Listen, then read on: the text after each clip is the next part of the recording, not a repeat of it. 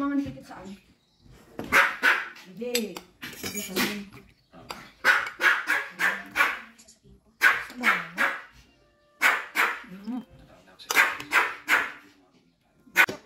Tingnan mo naman yung katawan. Ang ganda pa rin. Hindi pwede. Talaga? Hindi kasi yung ibang babae dyan. Pag nanganak na, wala na. Nagpapabaya na. Kaya nagmimisto ng aparador yung katawan nila. Bakit nangyari yun? Ano? Iwanan mo si Sandra. Bakit ikaw?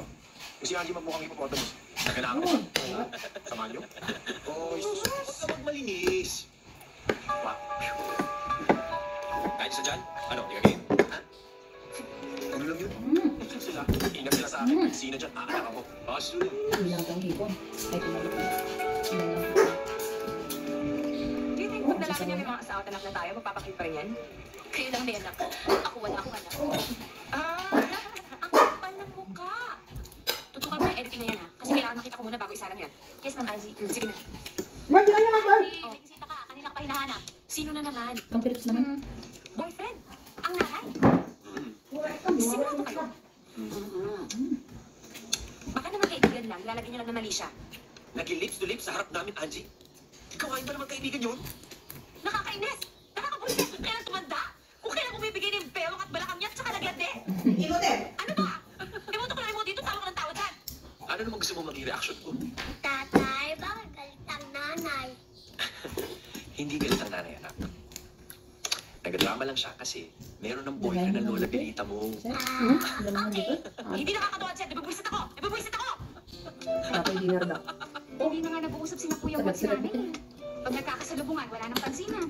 Saan ba nakilala ni nanay ang butas na yan? Sa City Hall. Ha? Politicians din? Hindi. Pinsan daw ni Vice. Asan na ba si nanay? Bakit hanggang ngayon wala pa? Bumili daw ng pagkain. Hi, everybody! We're here! Baby Little! We're everybody! That's right. Balik-balik mo pala kayo. Oh, yes. Douglas is from Chicago. That's in the U.S. That's right. You know what? I stayed there, maybe 40 years of my life. Tagal mo nun, ha? Binata pa ko kayo. No. I got 6 children. 3 times. Tatlong beses kayong byudo? You got it, honey.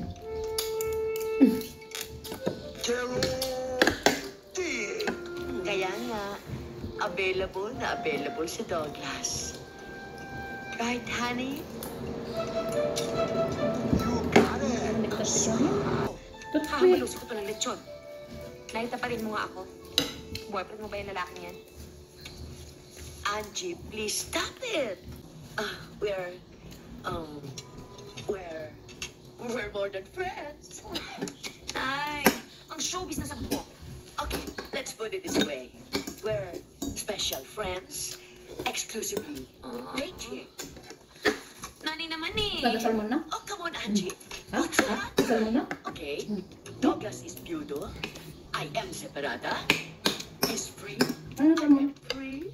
So, Nagdasal mo ang bebe ka. So, ano nga? it's free for all! Ayoko isama ang mami mo when I give you the news. Kasi baka lalong nervyusin yun. Alam ba ni Ate Marie Chris? Is she coming home from the States? Your sister wanted to come pero sabi ko sa kanya, hintayin muna natin ang resulta ng tests. Natay lang, Johnny? Ito mo surprise si mami. No. Johnny Delgado? Ata?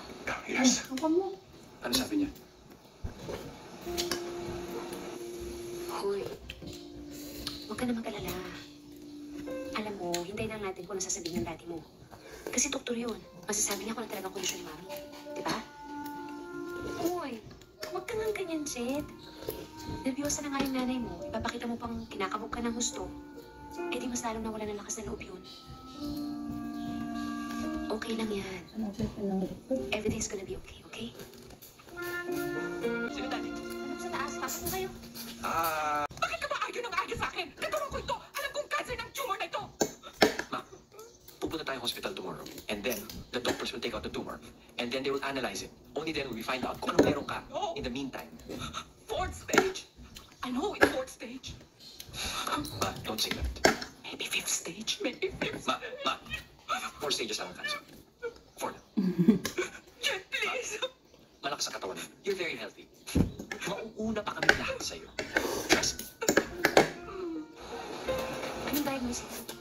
bukas para malalaman yung resulta ng biopsy. Kamusta, Mami? Malungkot, syempre. Super depressed.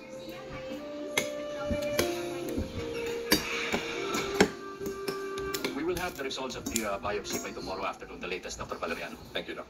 Oh, hirap na kayo dalawa. Hinahanap kayo ng mami niyo. Kana? So how is Jed taking it? Siyempre, sobrang worried yung tao mo. Kami nga din eh, parang gusto din namin magpatingin sa doktor ni Dodi eh. Bakit? Sino naman ang may sakit sa inyo? 3 years na kaming kasal, wala pa rin kami baby. Paano kung si Dodi, kundido? Ano yun, bumbilya? Sige, para mas madali at magkaintindihan tayo. Baog! Baog si Dodi! Paano ka naman nakasiguro si Dodi ang may diferensya? Ay, basta hindi akong baog ah. Kasi kita mo, yung ate ko, 7 taon na siyang kasal, tapos 5 na yung anak nila. Tapos yung kuya ko, magpuproduce pa ng kambal. Ibig sabihin, yung lahi namin, anakin. Kaya hindi ako yung baog. Sa dinami-dami ng lalaking duman sa buhay ko, napunta sa akin. Tuyot! Dito, I don't understand why you feel that way. I expect you to be happy. Happy? May tao bang nakaratay na ganito sa ospital and she is happy? The tests prove na walang nahanap na ibang growth sa katawan mo. Not yet. They just haven't found it yet. Na? The tumor is benign. It is just some abnormal development of fatty cells that somehow solidified. So there's nothing to worry about. No! Huh? I want more tests. But ma, you okay? Bakit ba mas marunong pa kayo sa akin? Eh, katawan ko ito. I know there's something wrong. I demand more tests. Dad, baka kailangan dito kay Mami. Drug test. Ang balita. Ano? Tama ka ba, Otat? Ha? Nag-les-les ka? Nagal sa baluta ka? Gusto mo bang patayin ka ni nanay? Eh basta, ayoko na dun. Tuwing nakikita ko yung buwis na boyfriend ni nanay, eh sinanaro ko eh. Eh ngayon, halos araw-araw na tumatambay sa bahay, matanda na yan eh. At saka, O, at saka ano na naman? eh ate, Ano? kagabi doon na sa kwarto ni nanay natulog yung matanda eh. My God! It's true? Bilita? Kasi pala eh, binalita sa akin ni Angie, na ospital ka. Ang sabi eh, malubha ka na raw. Kaya kami eh, sumugod kagad dito kasi wala baka hindi na ka naabutan. Thank you.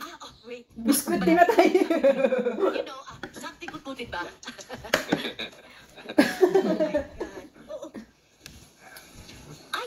Oh my God, so bastos of me. My special someone.